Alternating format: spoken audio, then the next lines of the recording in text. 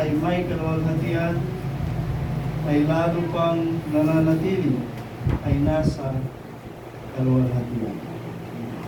Ito natin ang ng Diyos, pwede ka pang sa lalo ito, narinig sa aming kusang pagsamba, pagluwan natin sa ito.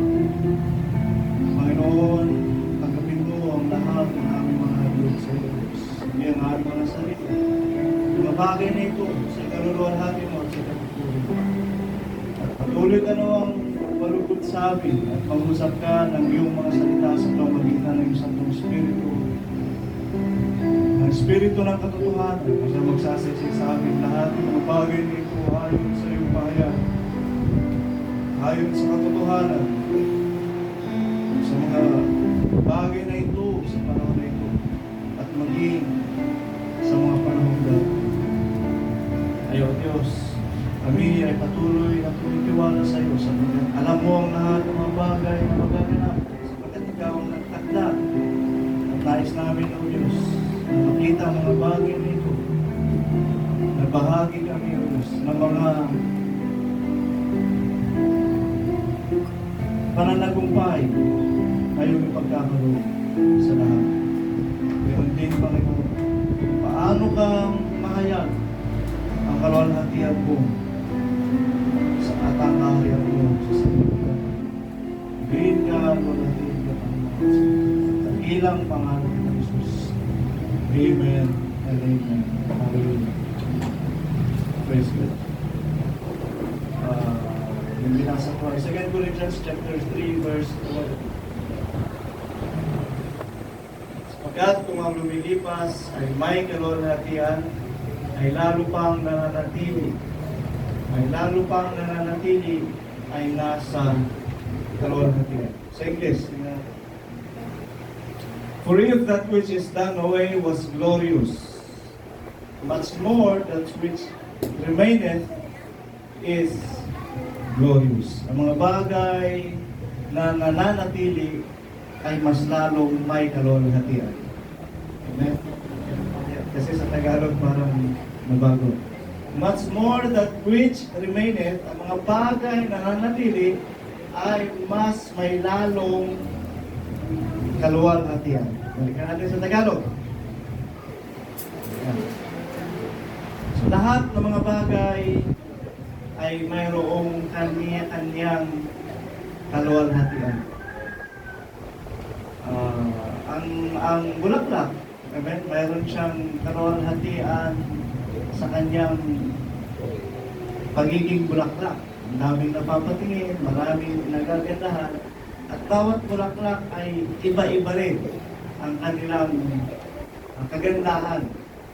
Ang tao, ganoon din. Iba-iba rin ang kagandahan ng tao. May maputi, may morena, may maitim, pero lahat yan sa Panginoon ay maganda.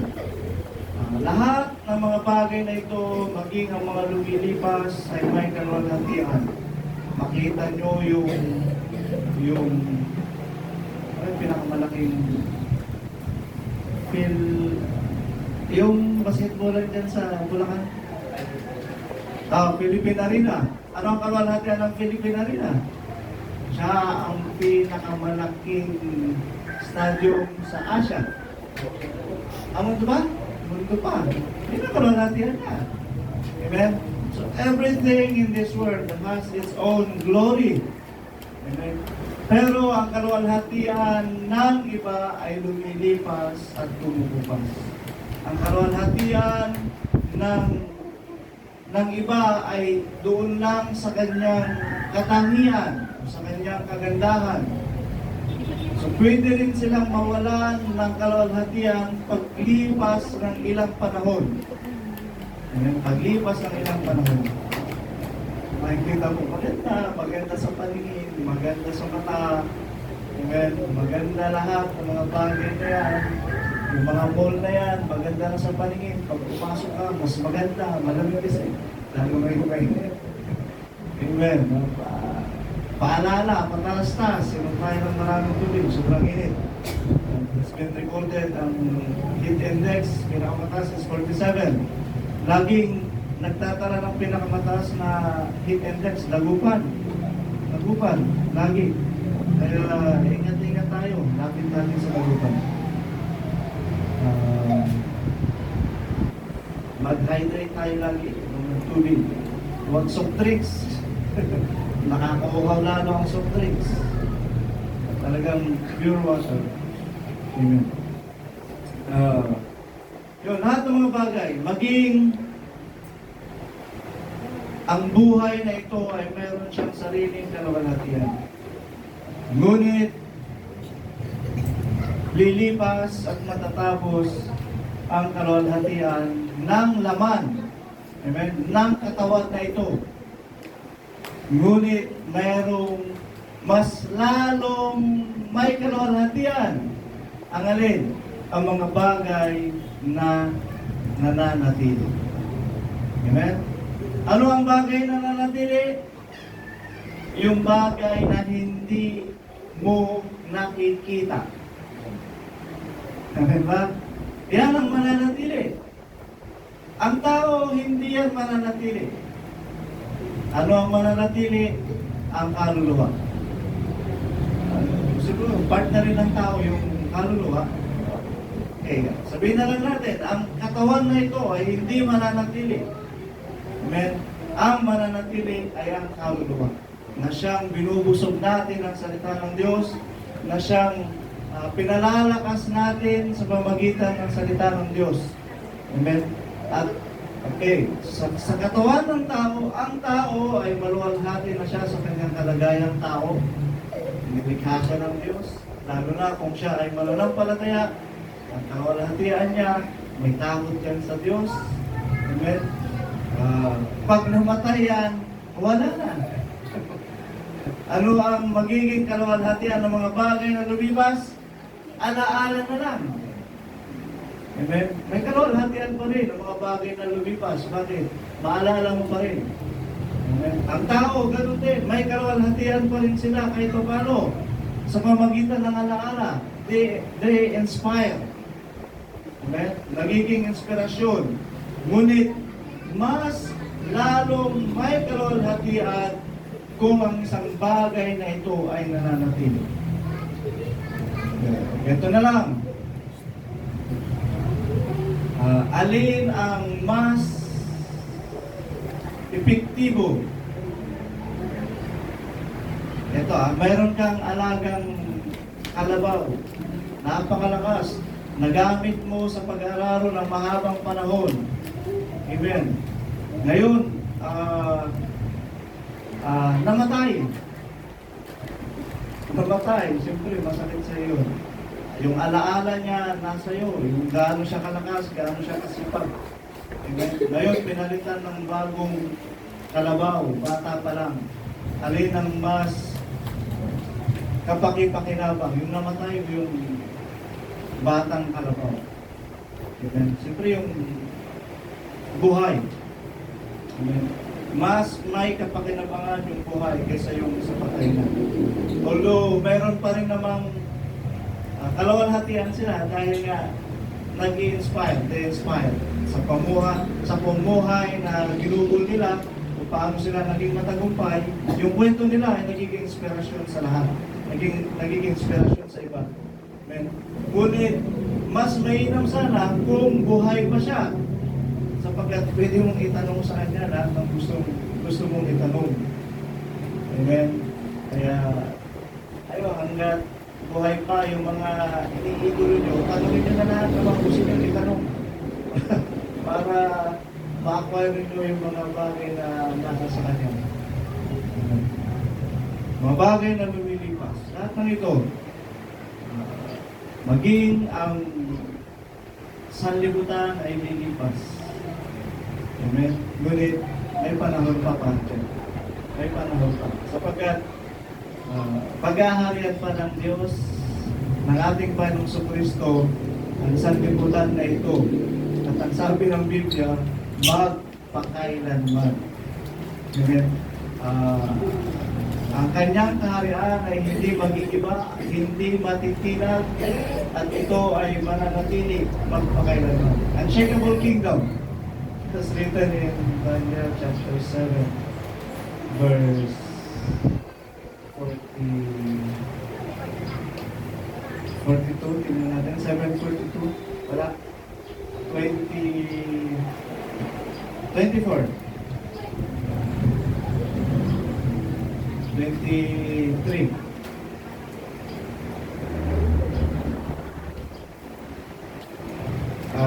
Dali lang, 27.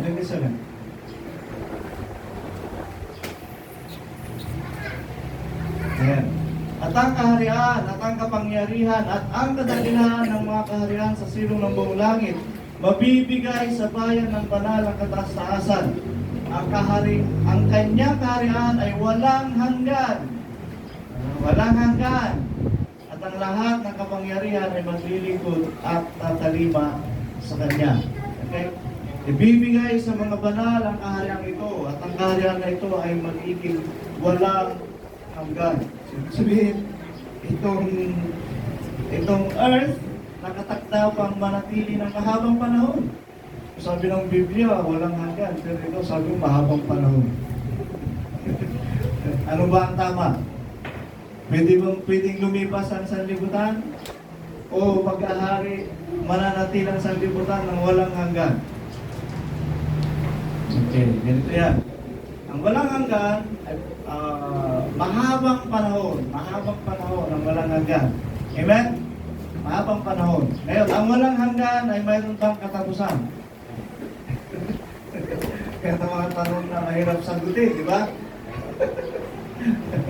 Ang walang hanggan ay mayroon bang katapusan? Amen. Walang hanggan sapagkat hindi mo pa nakikita yung hangganan nung sinasabi mo. Amen? Pero, ang lahat ng mga bagay sa silong ng langit ay may hangganan. Ano lang ang walang hanggan, walang katapusan? Ang Diyos. Siya lang. Amen? So, ibig sabihin, maliban sa Diyos, ang lahat ng mga bagay ay may katapusan. Dangan nga lang na sinasabi ng Biblia na walang hanggan ay mahabang panahon. Amen? Mahabang panahon. Kita nyo nga, billion years ng universe. Ganun pa rin. Amen? May mga little changes, pero andyan pa rin. So, ang lahat ng mga bagay niya. So, it will stay for more long years. Amen? Siyempre, natuwaan ng Diyos, nagalakan ng Diyos. Nilikha niya ang lahat ng mga bagay nito. At nasa Diyos ang pagpapasya sa lahat ng mga bagay nito. Pero ang totoo, ang katotohanan, isa lang ang mananatiling magpakailanman, ang Diyos. Malakas mo siya.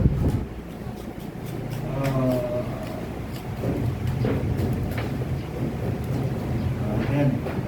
Nawala sa isipan.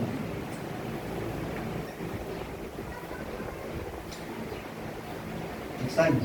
Hindi ko ma-recall. Sorry na Panginoon. Balikan natin yung Corinthians, 2 Corinthians. So may katapusan ng sanlibutan. Yun nga lang, sa panahon ng Diyos, ito ay mahabang panahon kanyang pananatili. Okay.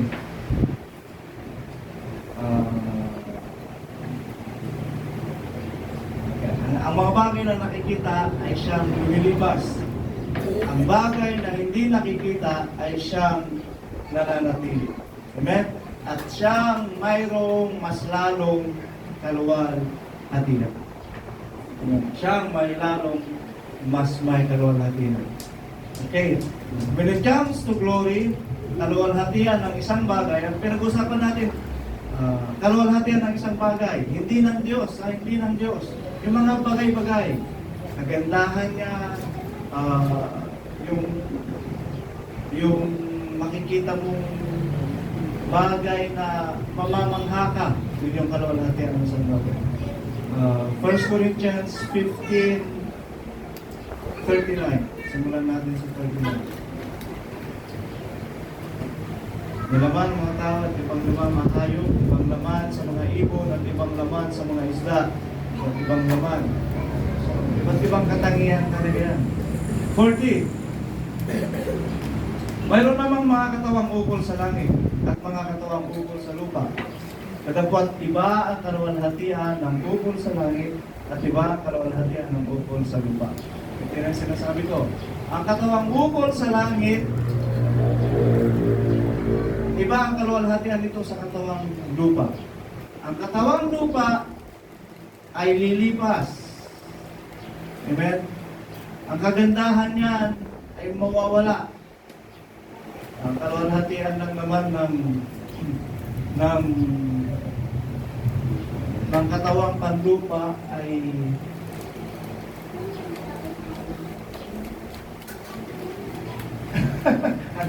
ayaw ko sabihin. Parang i-discriminate natin yung iba. Basta ang katawang panlupa, talagang hanggang buhay yan, may kaluwalhatian. Kasi ikaw pa rin naman yung nung bata eh. Sasabihin ko sana yung pagkabata niya ang kaluwalhatian ng katawan. Kasi talagang ang kinis, ang lambot ng balat, ang cute ng bata. Pero hindi, kasi ikaw rin naman yun. Tumanda ka lang. Ang kaluwalhatian ng katawan na ito, yung kanyang buhay. Yun na lang taglayin natin. Nagandun kasi kami ng bata kahapon sa Limalay Evacuation Center. Ayun ang Diyos. Maayos din naman. Kailangan niyo si Banong? Banong. Vlogger yun. Kasama niya yung anak ng isang kapatiran natin na taga Mangaldan. Ang konser siya ng Limalay. Doon ginanap yung andun. Bisita niya, Vice Mayor. Andun si Mayor, kaya lang nahuli. Tuloy ng Diyos.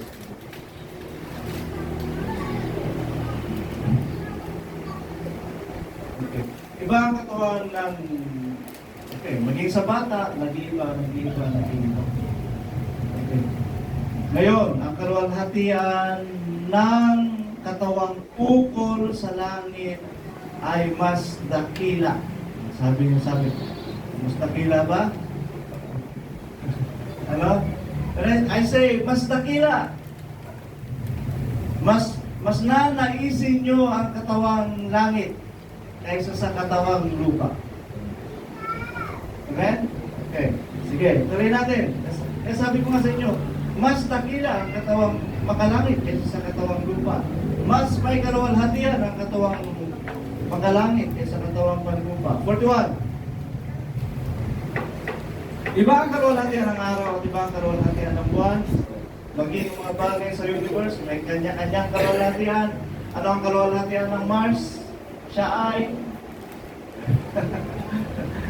red planet.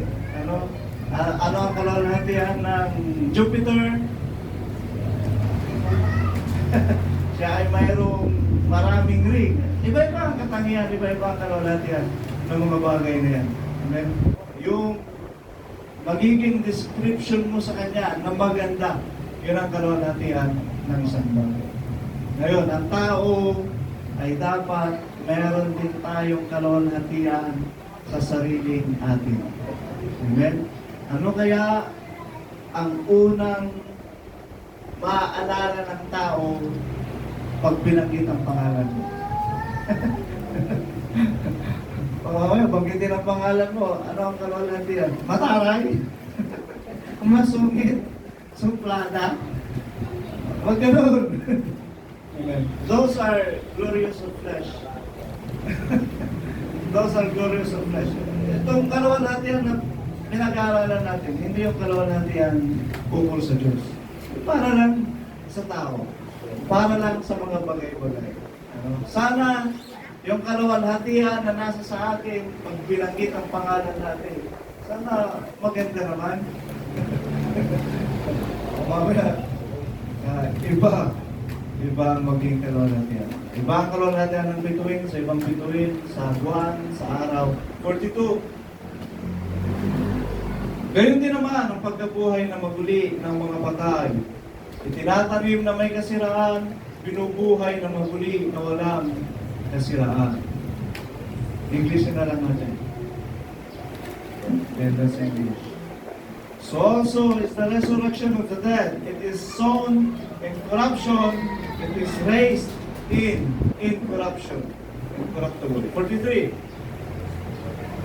It is sown in dishonor, it is raised in glory. It is sown in weakness, it is raised in power. Tagalogin na lang natin. Mas malinaw sa Tagalog. Balikan mo, 42. Gayun din naman ang pagkabuhay na maguli ng mga patay, tinatanim na may kasiraan, binubuhay na maguli na wala kasiraan. 43. Itinatanim na may pagkasiphayo, binubuhay na maguli na may kaluwalhatian. Mga kaluwalhatian na. Itinatanim na may kahinaan, binubuhay na maguli na may kapangyarihan. Yan ang kaluwalhatian ng katawang makalangit. 44. Itinatanim na may katawang ukol sa lupa, binubuhay na maguli na katawang ukol sa Espiritu. Kung may katawang ukol sa lupa, ay may katawang ukol sa Espiritu naman. Okay. So yung incorruptible body, katawang walang kasiraan, yun ang katawang makalangit. Amen. Yun ang mga bagay na hindi nakikita natin in our own naked eye. Amen. Pero sa pananampalataya natin, alam natin na mayroon tayong katawang ukol sa langit. Amen. Okay. Ano ang gusto niyong tagliin? Ukol, katawang ukol sa langit o katawang ukol sa lupa? Amen. Yan ang tamang sagot. Kasi kung gusto niyo agad ng katawang ukol sa langit, sa pagkabuhay na maguli yun. Mamatay ka muna bago mo tagrahin yung katawang ukol sa langit. Pinapakita lang natin ayon sa salita ng mga apostol, natataglayin natin ang isang mas maluwalhating katawan. Amen. Sa panahon na kung saan tatanggapin natin ang pangako ng Diyos, ang katawang makalangit. Katawang ukol sa Espiritu. Incorruptible body. Katawan na magtataglay ng kapangyarihan. Okay, let's say, ganito na lang. Sabihin natin, katulad ka ng anghel. Katulad ka ng sa anghel. Meron mga kaklase na. Kagaya ng anghel. Ang tao sa pagkabuhay na maguli ay gaya ng isang anghel. So, ganun ang magiging kalagayan natin after resurrection. Tayo ay magiging gaya ng isang anghel. Amen. Pero makakamit natin yon, tataglayin natin ang katawang ukol sa langit sa pamamagitan natin ngayon. Amen. Sa pamamagitan ngayon na sundin natin ang katuwiran ng Diyos, gawin natin na tayo ay panahanan ng Panginoon. Amen. Hindi na natin mababago ang salita ng Diyos. Ito na yon. Amen. Ang gawin na lamang natin, ang ating sarili, ang baguhin natin upang maunawaan natin ang salita ng Diyos. Amen. These are more glorious. Ang katawan na kung saan sa pagkabuhay na maguli, may kapangyarihan, walang kasiraan, at katawan na magtataglay ukol sa Espiritu. Okay. Basahin natin yung 2 Corinthians chapter 3 verse 8. Simulan natin. Tingnan natin mga bayan. Paano hindi lalong magkakaroon ng kaluwalhatian ng pangangasiwa ng Espiritu. Okay? Ang pangangasiwa patungkol sa Espiritu ay mayroon siya mas lalong kaluwalhatian. Kasi dito pinagkumpara niya ang pamamahala patungkol sa kahatulan at pamamahala patungkol sa katuwiran. Amen. Alin ang mas matibay? Alin ang mas magandang pamamahala? Pamamahalang ukol sa kahatulan o pamamahalang ukol sa katuwiran? Let's see. Tingnan natin. Paano hindi lalong makakaroon ng kaluwalhatian ang pangasiwa ng Espiritu? Like, sapagkat kung ang pangasiwa ng kahatulan ay may kaluwalhatian, ay bagkus panang higit na sagana sa kaluwalhatian ang pangasiwaang ukol sa katuwiran. Amen? So mas siguro ito yung kind of leadership na mayroong comparison. Yung isa, authoritative ba yun? Yung authority ang klase ng kanyang pamamahala, authoritative. Ganun. Ha? Authoritarian. Authoritarian? Oo, ganun na nga, authoritarian. At yung isa, ano yun? Parang demokrasya yata. Ang maraan ng pamamahala. Okay, pinakumpara niya. Sabi niya, mas maganda ang mga nangasiwa na ukol sa katuwiran. Tingnan natin, verse 10. Sapagkat katotohanan ng pinaluwalhati ay hindi pinaluwalhati sa bagay na ito nang dahil sa kaluwalhatian sumasagana. Okay, balikan natin yung isa. Ang mga namamahala kasi sa kahatulan,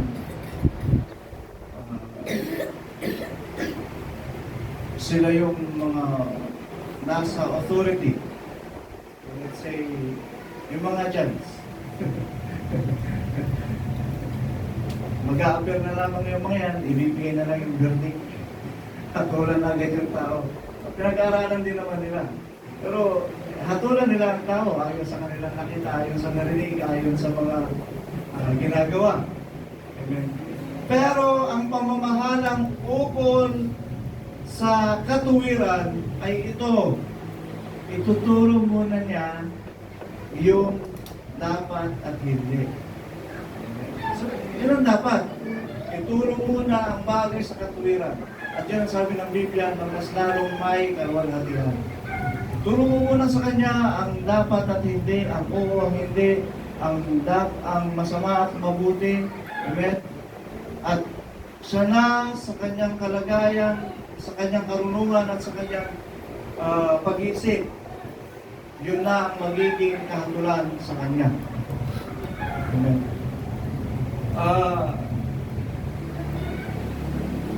Parang sa atin sa ngayon. Amen. Tinuro na sa atin ang lahat ng mga bagay. Ang church ngayon hindi na masyadong nagbibigay ng tawag nito, disciplinary action. Hindi na masyado. Hindi na siya hindi na niya ang church, ang kabuuan, hindi na agad nagbibigay ng disciplinary action o anuman ang kabilang sa iglesia. Ano ba sabihin? Malaya. Kasi noon, mag-fasting ka, may suspension ka, ganito. Ngayon hindi na. Ang church, hindi na siya masyadong nagbibigay ng batas patungkol sa iglesia para sa pangalaga. Hindi na niya pinahihirap ang lahat ng mga bagay para sa mananampalataya. Amen. Hindi na siya masyadong nakikialam. Ang ganito na lang, itinuro na sa iyo ang katuwiran, ang mabuti at masama. Ipamuhay mo ang ayon sa iyong unawa. At sa panahon na darating, ang Diyos nang bahala sa iyo. Ang Diyos nang bahala sa iyo. Ayaw din naman kasi ng church na maging tagapamagitan siya sa paghatol na hindi ayon sa katuwiran. Kasi iba-iba rin naman kasi dahilan ng tao. Iba-iba ang dahilan ng tao. At ito nga, ayon sa katuwiran, na tinuruan na tayo ng maraming mga bagay. pinagaan na ng church. Pinagaan ng church, hindi ng Diyos. Actually, noon pa, pinagana ng Diyos ang lahat ng bagay. Amen? Kasalanan natin, pinasala ng Diyos. Amen ba? Amen ba? Kasalanan natin, pinasala ng Diyos. Saan? Nung siya ay napako sa krus. Yun ang pananampalataya natin. Amen? At pinagaan na rin ng Diyos. Ephesians 2:8. For by grace, sapagkat sa biyaya kayo nangaligtas sa pamagitan ng pananampalataya, ito'y hindi sa inyong sarili, ito'y kaloob ng Diyos. Amen? Yung kaligtasan na ito, pinagaan na ng Diyos, kalooban na ng Diyos, ibinigay na ng Diyos. Sabi pa nga ng talata, ibinigay sa inyo na walang bayad, di ba mahagi mo walang bayad? Amen? Kung kaligtasan ang pag-uusapan, gumawa ka ng bilyon halaga na bunker. Hindi ka pa sigurado. Ngayon, sa pananampalataya natin, pwede tayong iligtas ng Diyos. Tama ba? May bayad? Wala. Pinagana ng Diyos ang lahat. Amen? Ito, isa na rin yung sinasabi ko nga sa inyo kanina. Dahil ang lahat ng nasa Ebanghelyo, Romans 8:1, sunod ito. There is therefore now no condemnation to those who are in Christ Jesus, who walk not after the flesh, but after the Spirit. Ang haba sa English, pero sa Tagalog maiksi. Amen? Wala nang hatol. Pinagana ng Diyos. Ngayon, pinagaan pa ulit. Pinagaan ulit. Sa panunumparaan. Sasabi ko sa inyo, yung volunteerism sa Sidaw, siguro i-share ko sa inyo minsan, na worker lang maliligtas. Worker lang maliligtas. Ito, pinagana ng Diyos, wala nang hatol. Okay, ang hatol kasi nito is doon sa judgment na darating. Amen? At sa judgment kasi, ang papasok sa paghahatol ay ang mga bubuhayang magulit. Amen. Pero nung sabi niya, wala nang anumang hatol sa mga nakay Kristo, yung mga bubuhayang magulit, hindi na papasok sa hatol. Amen. Sila yung kabahagi ng mga pahayag na ito. Ito ngayon. Ang sa atin, okay, yung aral na, okay, huwag kayong ma-confuse, ha? Huwag din kayong matisod. Ang worker lang maliligtas. Amen.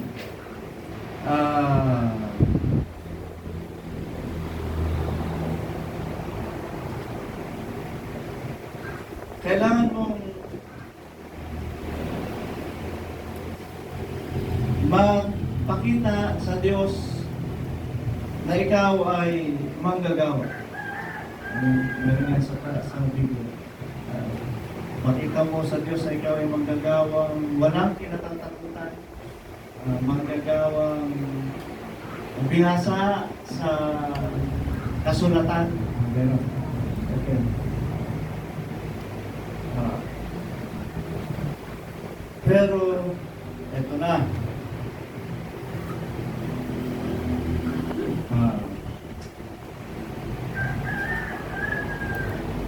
Mula nung tayo ay naturuan ng Ebanghelyo,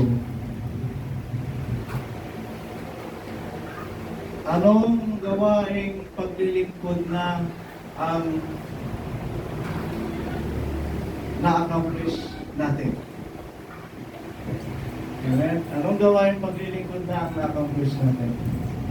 Ang nagawa lang natin ay yung pakikinig dyan ay hindi yan gawain paglilingkod. Ikaw ang pinaglilingkuran. Ikaw ang tinuturuan. Ikaw ang pinangangaralan. Okay? Yung pagbubo dyan ay hindi gawain paglilingkod. Ang Nung ikaw ay pumasok dito, ang ginawa mo sa oras na yon ay ipakita mo sa Diyos na ikaw ay karapat-dapat sumamba. Amen. So, yun ang iyong pinapakita sa Diyos. Ikaw ay sumasamba, ikaw ay sumusunod. Amen. Ikaw ay sumusunod. Pero ang gawaing paglilingkod ay yung act of service na pwede mong ibigay sa mga kapatid o sa lahat o sa gawain ng Panginoon. Amen.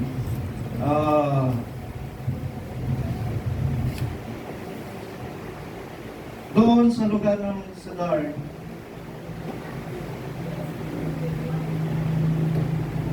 ay ganun din. Sa kanilang mga lokal, parang ganito lang din sa atin. Amen. Magkakaroon lang sila ng gawain paglilingkod pag may mga okasyon. Gagawa sila ng damara, magtutulungan sila sa paglilingkod. Amen. Ngayon doon, mas lalo ng madali kung maunawaan natin ang mga bagay na pinapahayag. Amen. So madali na lang. Hindi mo na kailangan gumastos ng malaki. Amen. Hindi mo na kailangan magbigay ng ano pa man. Kundi ang iyong sarili bilang volunteer, yun na lang yung may bibigay mo sa gawaing paglilingkod. Amen. At doon makikita kung paano natin naunawaan ang salita ng Diyos. Amen. Kasi sabi ko nga sa inyo, mula noon hanggang ngayon, ang itinuturo sa atin, magpatuloy tayong maglingkod sa Diyos. Amen. Ano bang paglilingkod sa Diyos na alam nyo? Amen. Sinabi ng Biblia, anong bagay na ginawa ninyo sa mga maliit na ito o sa sino man, ay siya ninyong ginawa sa akin. Amen. Gaano na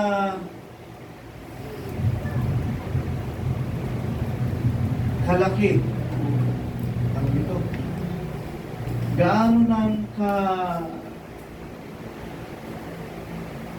kahalaga ng mga paglilingkod na ipinaglingkod natin sa Diyos?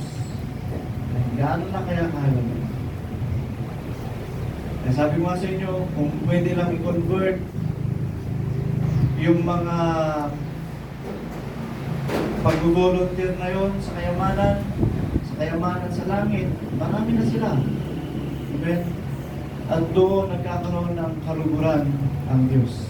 Huwag kayo mag-ipon ng mga bagay sa lupa, amen? Kundi mag-ipon kayo ng mga kayamanan sa langit.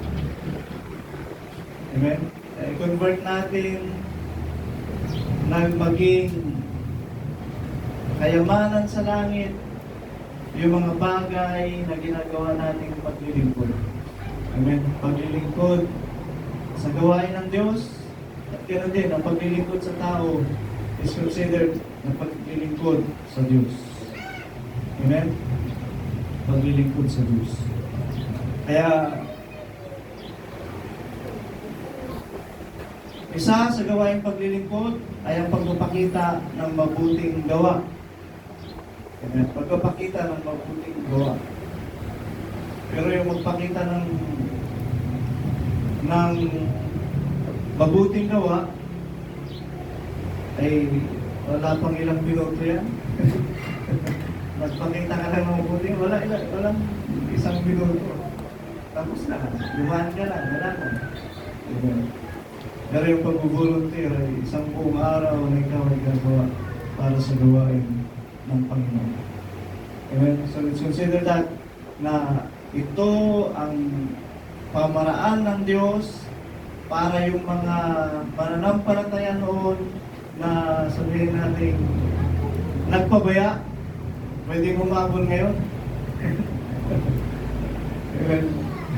Yung mga kapatid noon na hindi masyadong malakas sa pananampalataya o sa gawain, ngayon ay binibigyan ng Diyos na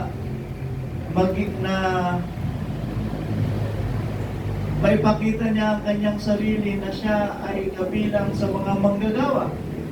Amen. Yung mga nagbo-volunteer.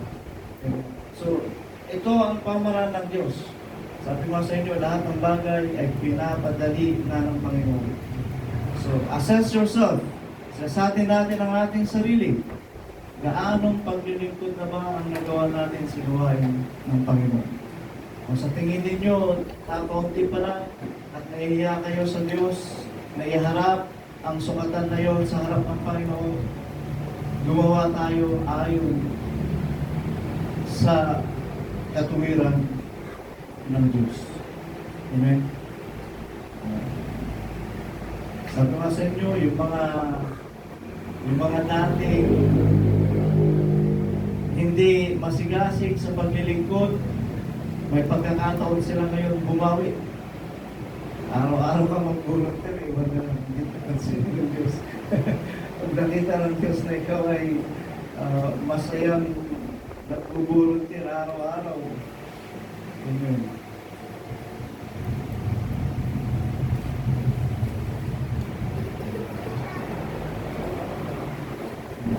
Kaya sa mga bagay na ito, ang Diyos ay namamagitan sa bawat isa at ginagawa na niya madali ang lahat ng mga bagay na ito. Okay, balikan natin yung 2 Corinthians chapter 3 verse 7 tayo ngayon. Ayun, 10. Totohanan ang pinalulati, hindi pinalulati sa bagay na ito nang dahil sa kalulati ang sumasagana. 11. Sapagkat kung lumilipas ay may kalulatian, ay lalo pang nananatili ay nasa kalulatian. So, yun ang naisip natin, yung mga bagay na hindi nakikita, yun ang mga bagay na mayroong mas kalulatian.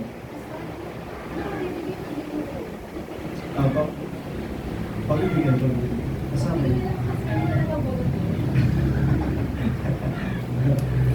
I-convert mo yun. Sabi nga ni Pastor Efrain, kung kikitain mo sa isang araw, ibigay mo. Sa ngayon, tayo, ano pa lang naman? Sa volunteerism lang naman. Volunteerism. Nasa sa'yo kung paano gawain ng paglilingkod. Pero kung hindi ka pa, kasi mayroon silang doon list kung anong araw ka mag-volunteer. Kaya kung hindi ka pa kabilang doon sa listahan, kung gusto mo nating magbigay, kung ano lang ang may bigay. Yun na yung pagiging bahagi mo sa araw na yun. Kasi gusto nga ni Mrs. Ipalista ko na yung mga bata doon eh. Sabi ko may multa pagka hindi na narating. Sabi ko, pag nandun na kami siguro, mag-volunteer kami kung anong sa araw na kung saan kami pwede. Kasi may mga araw doon eh, kung anong araw ka mag-volunteer. Monday to Saturday, mayroong nagpalista kung anong araw sila mag-volunteer. Yung mga nakalista ron na hindi makakarating, obligado mag-volunteer. 100 yata. Sabi ni Pastor sa Pastor Jupiter, mali yata. Siyempre yung nagtatrabaho, yung may trabaho, gusto niya magbigay na lang. Kasi may kikitain mo siya kahit paano. So, yung mga hindi nakalista, kung may bigay na, okay naman.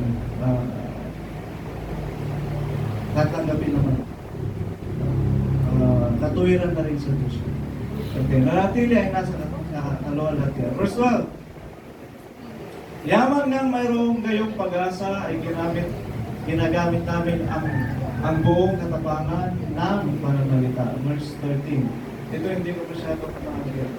At hindi gaya ni Moses, nung nagkalubong ng kanyang mukha upang ang mga anak ni Israel ay huwag magsititig sa katapusan niyaong lumilipas.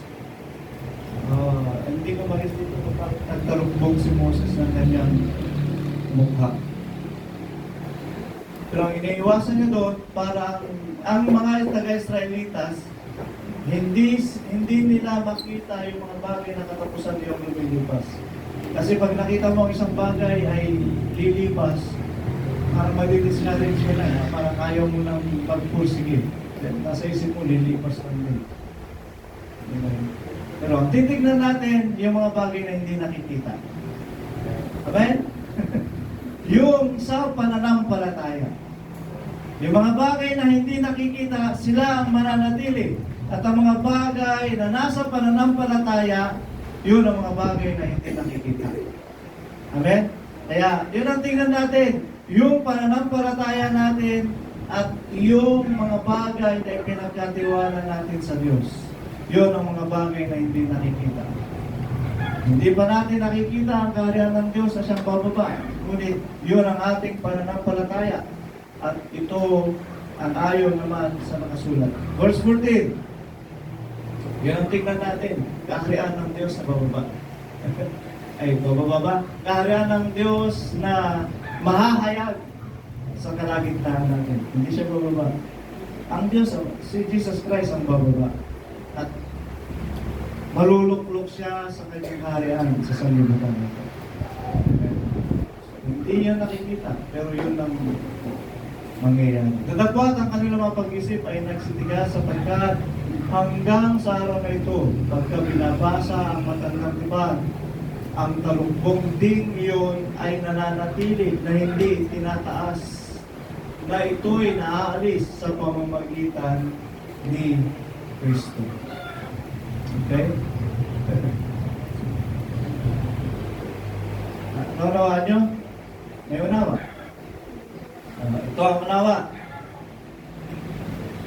Ang Old Testament is just a history. Tama ba? Ang lumang tipan ay isa lamang kwento. Kwento ng Israel, kwento ng mga tao, kwento ng kaharian ni David. Amen? Kwento ng kung paano namagitan ang Diyos sa tao. Yan ang Old Testament. Amen? So, kwento lang. May love story pa nga dyan. Samson and Delilah. Sila pa. Sila na lang kung love story.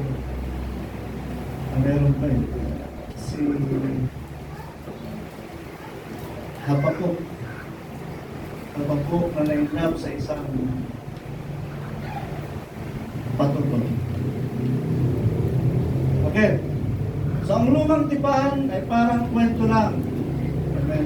Ngunit, sa pamamagitan ni Kristo, unti-unti mong mabibigyang pansin ang mga bagay na nakahula. Amen. Sa pamamagitan ni Kristo. Pag maunawaan mo si Kristo at makilala mo si Kristo, yung mga bagay na nakapaloob sa kwento na yan ay may mga prophesying. Amen? Sa awit nga ni David, akala natin parang pahayag lang yun ang pagpupuri at pasasalamat sa Diyos. Pero in between, may mga prophesying na siyang magaganap sa mga panahong darating. Amen? Awit ni David yun. Nakasulat sa mga awit. Alam natin, mapuring awit lang lahat. Pero mayroong mga nakatagong prophesying message doon sa mga talata niyon. So ganoon din ito. Through Christ, pag nakilala mo si Kristo, maunawaan mo si Kristo, yung mga bagay na itinakdang mangyari sa pamagitan ng lumang tipan ay unti-unti mong mauunawaan. Amen? At siyang nangyari sa atin. Ang pinakaunang dumating na unawa sa akin lang, is yung Isaiah 9:6. It is about Christ, pero yun ay nasa lumang tipan. At Isaiah 9:6, meron yun sa Exodus, meron pa yan sa Mikas. Ang dami, kung saan napunta. So through Christ, marireveal sa atin ang mga bagay na pinapahayag sa lumang tipan para sa Kanya at hindi lang nakatakda para sa Kanya, kundi maging sa mga panahong darating. Sa aklat ng Daniel, ipinahayag ang kahariang walang hanggan. Sa aklat ng Isaias, ganoon din. Ipinahayag ang paghahari ng ating Panginoong Jesucristo. Amen? At ang kanyang kaharian, sabi niya, ay mahahayag sa panahong yaon. Amen? Yun ay si Kristo. At marami pang mga bagay na sabihin natin, tinalukbungan sa Old Testament na sa pamagitan ni Kristo, pag-uunawa natin kay Kristo, unti-unting nare-reveal. Amen? Ipinapahayag at ipinapahayag. At dumarating sa atin ang unawa na hindi maunawaan ng sanlibutan. At yun naman ang masasabi natin na pahit. Amen? Pahit. Kasi ang pahit na nasa sa atin ay hindi natin kailangan na turuan tayo ng sinumang tao. Ang pahit ang siyang nagtuturo sa atin ng mga bagay na ito. Amen? 1 John chapter 2 verse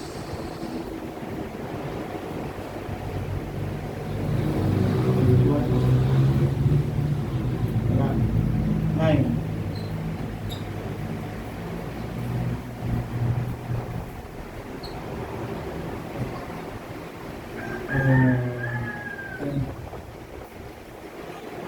Saan ba yung pahit?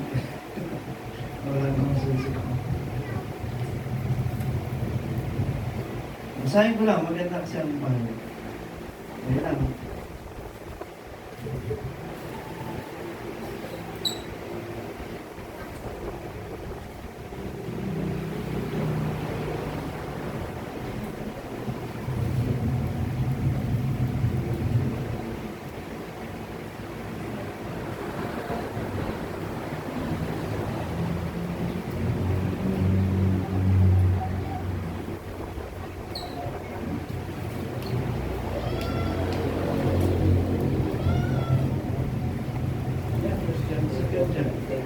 Ha?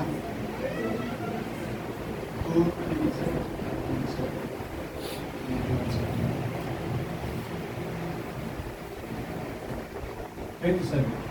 Tungkol sa inyo, ang pagkapahid na sa kanya inyong tinanggap ay nananahan sa inyo at hindi ninyo kailangan kayo turuan ng sinuman. Ngunit kung paano kayo tinuruan ng kanyang pahid tungkol sa lahat ng mga bagay, lahat ng mga bagay na gusto mong alamin. Amen. Maging hiwaga. Papahayag ng Diyos yan.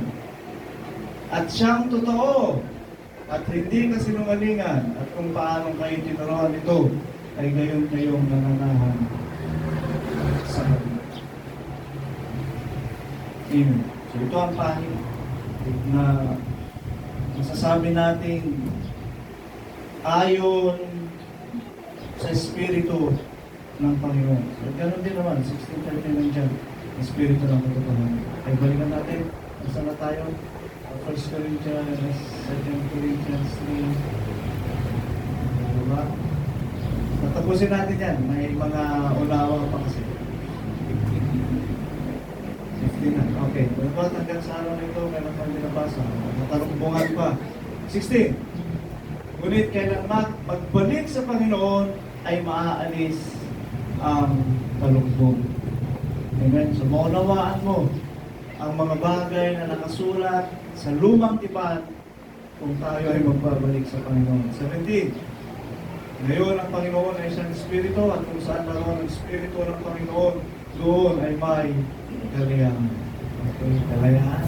18. Konsensya na. Nalagwa tayong lahat na walang talukbong ang mukha na tumitingin gaya ng sa isang salamin. Sa kalwalhatian ng Panginoon ay nababago tayo. Sa gayon ding larawan mula sa kalwalhatian hanggang sa kalwalhatian na gaya ng mula sa Panginoong mula sa Panginoon ng Espiritu. Amen. Kaya kung makilala natin ang ating Panginoon, maalis sa atin ang talukbong. Amen. Kaya, yun ang dapat muna na maunawaan natin. Amen. Yung makilala natin si Kristo. Bago tayo magpapahayagan ng mga hiwaga. Bago ipahayag sa atin ng Diyos yung mga natatagong hiwaga. Which is, gano'n ang nangyari sa atin sa iglesia ito. Amen? Nanindigan tayo na ang Diyos ay isa.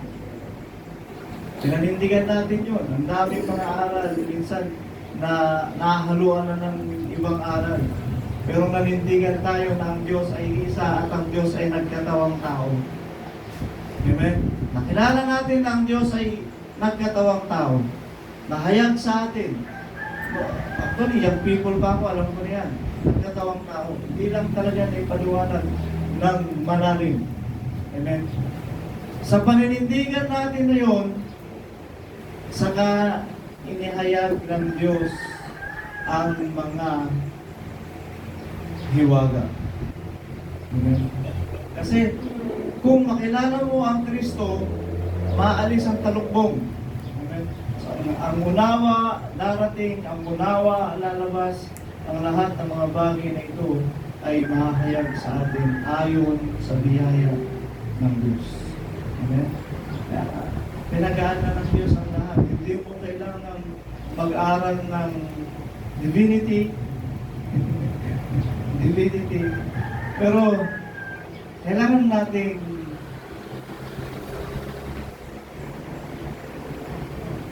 mag-aralan ng divinity. Pero hindi yung divinity patungkol sa Diyos. Yung divine living siguro ang sinasabi ko. Divine living, hindi yung divinity na Diyos. Yan ang pag-aaralan natin.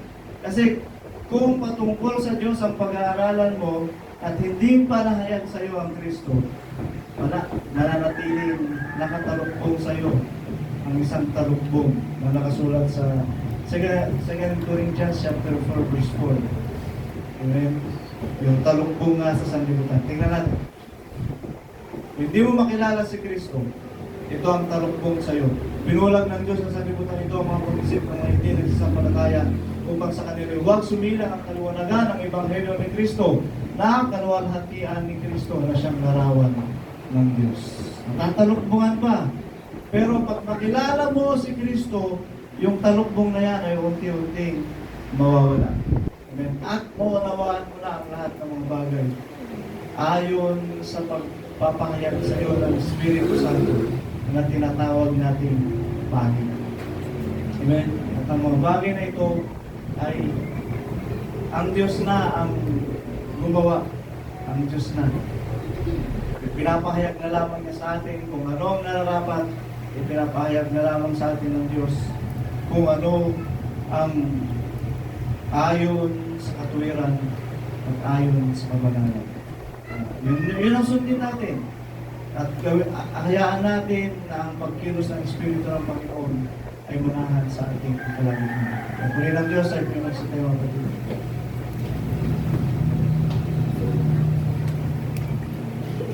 Panalangin natin yung nanay ni Mother Joel. Kasi kanina nagpaalam siya dahil kailangan niya punta nahihilo daw ulit. Nahihilo daw siya. Panalangin natin. Panalangin.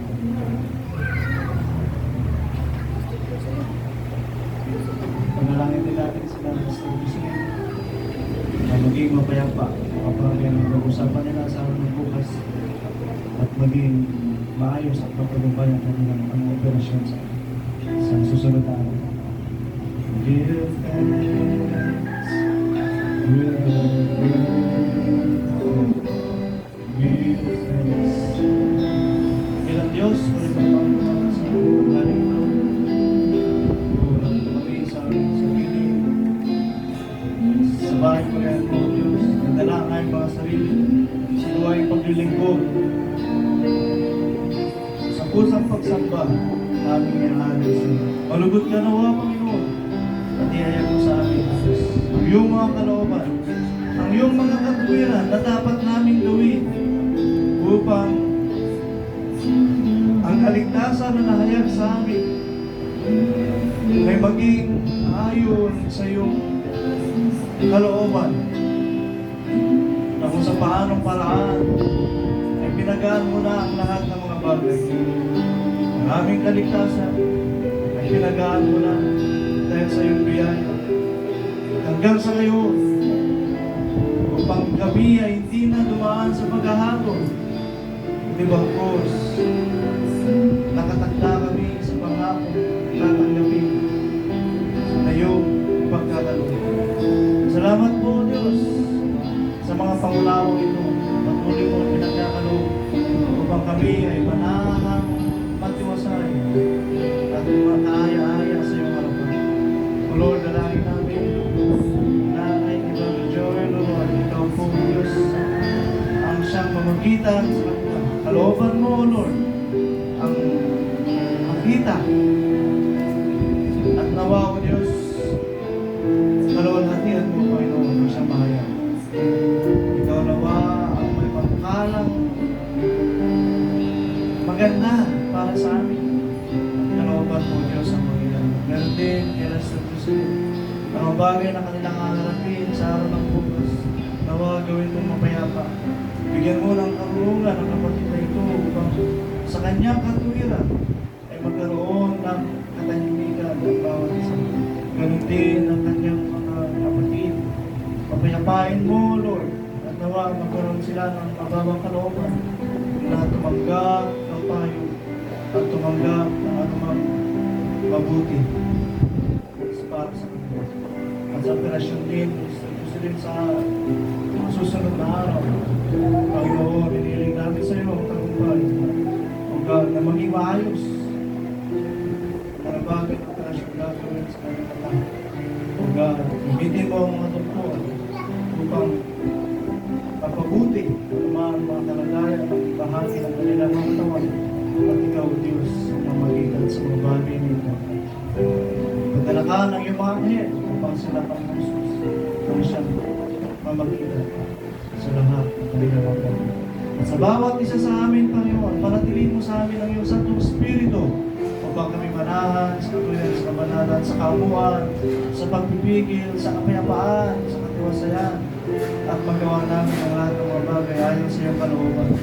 Na patuloy mo pong pangingatan ang bawat isa upang aming mga lakas na ito ay aming maipagkaloob na maipaglingkod sa iyo.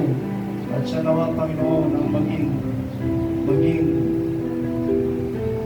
mahayag sa iyo na aming nakulusong ito na may mga bunga pa at may mga dagdag pa ayon sa iyo. Salamat po. Magatang lubos ang bawat isa sa amin. Ang mga bagay na aming tinatangkilik ay ikaw na mga Jesus ang siyang patuloy na mamagitan. Ingatan mo ang bawat isa. Bigyan mo ng mabuting kalusugan. Ang pagpapalat biyaya ay managanang lubos sa bawat. Purihin daw Diyos. Tulatin na kapilahin sa pangalan ng Jesus.